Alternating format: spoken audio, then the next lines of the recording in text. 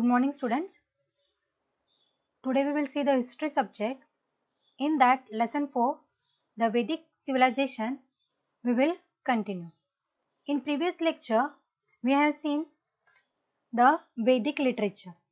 In today's period, we will see family system, day-to-day life. Joint family system was prevalent in the Vedic period. Prevalent was it was common in Vedic period. The Grihapati was the head of the family, a man responsible for the family. Now, Grihapati was a person who was the head of the family. His family included his old parents, wife and children, and the families of the children, the younger brother, and their families.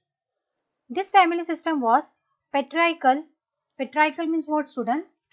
Means the head of the family. Okay, he enjoys, being a male, he enjoys the head of the family. He was the senior most person. Understand?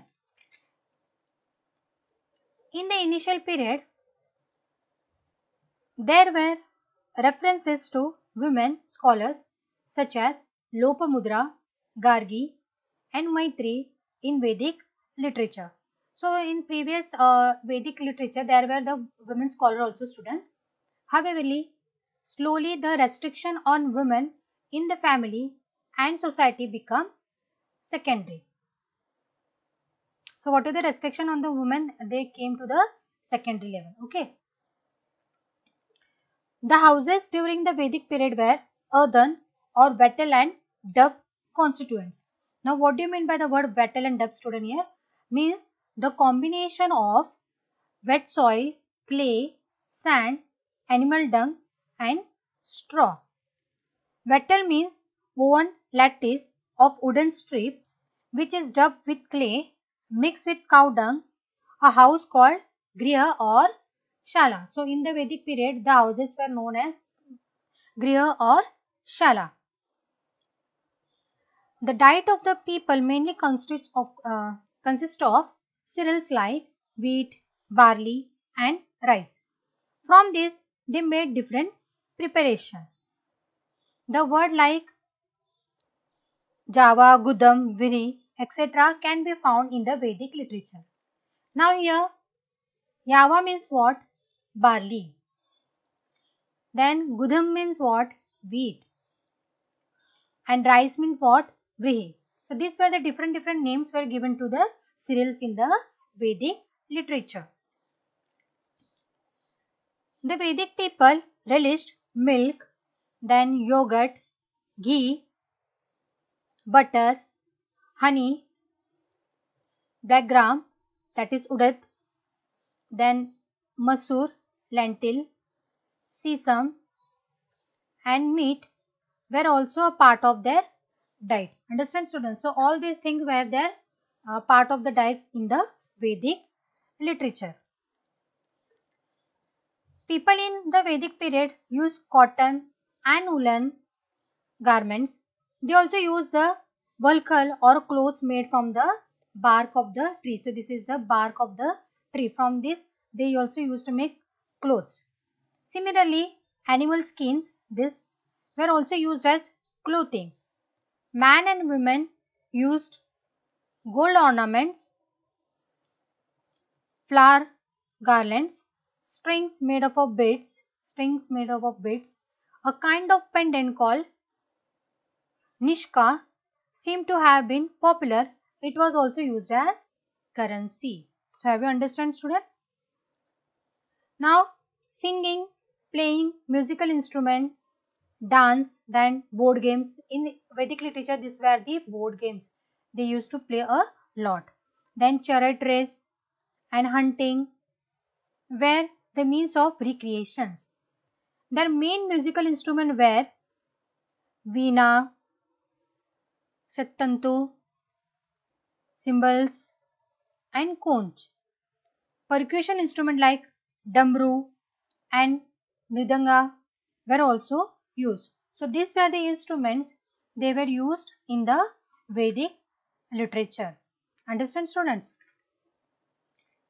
So Now students, we will see 4.3 agriculture, animal husbandry, economic and social life in the Vedic literature. Now, agriculture was the main occupation during the Vedic period. Many oxen were yoked together to plow the field. The plow had iron plowshares. Can you see this? This is an iron plowshare.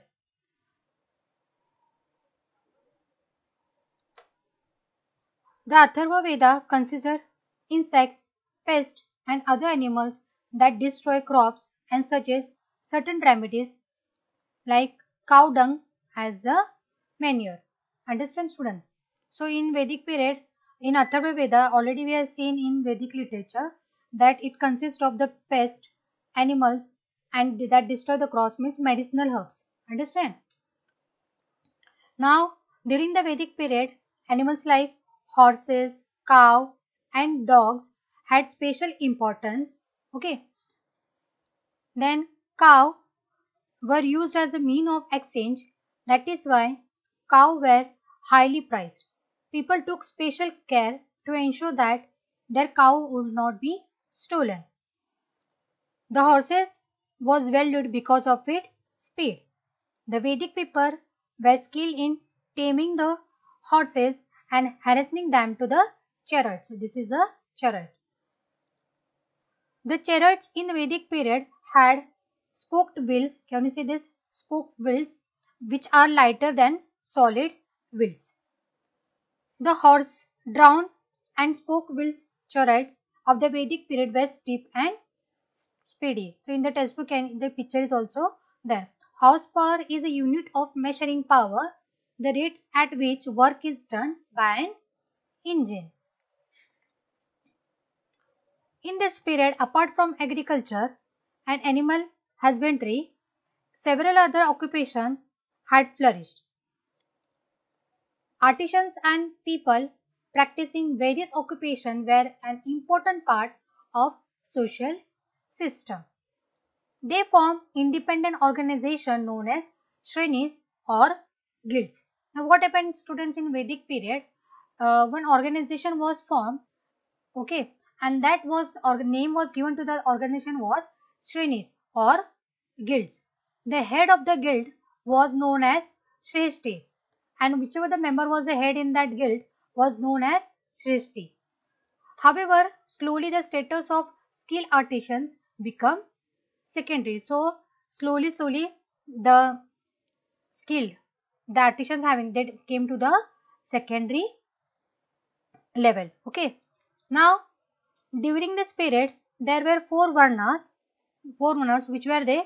The Brahmin, the Kshatriya, the Vaishya and the Shudra. So these are the four varnas. Okay. A varna was determined by the occupation of the people. Okay. In later period, varna was came to determine on the basis of birth. They give rise to, now this is Brahmin, Kshatriya, Vaishya, Shudra. Okay. Now this gave rise to caste. The caste system led to inequality in the society. Inequality means what? The distribution. Okay. It led to a distribution in the society.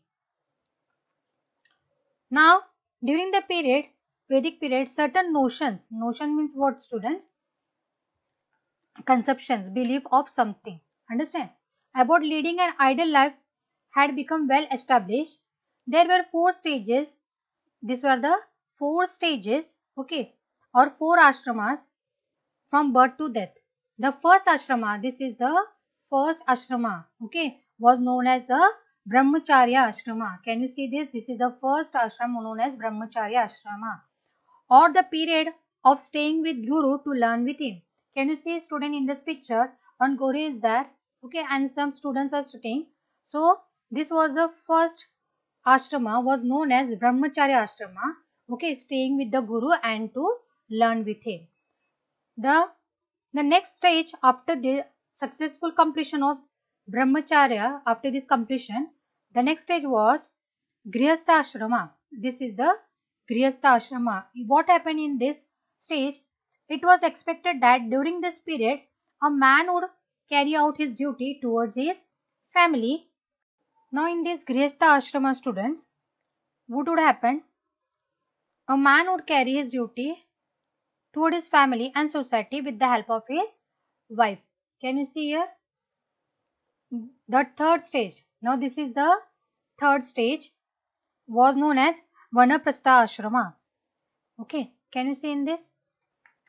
In this, what would happen? When a man expected to detach himself from the household, when he don't want to live with his houses, because okay, to retire to a solitary place and lead a very simple life. So he has to retire to a solitary place, okay, and lead to a simple life.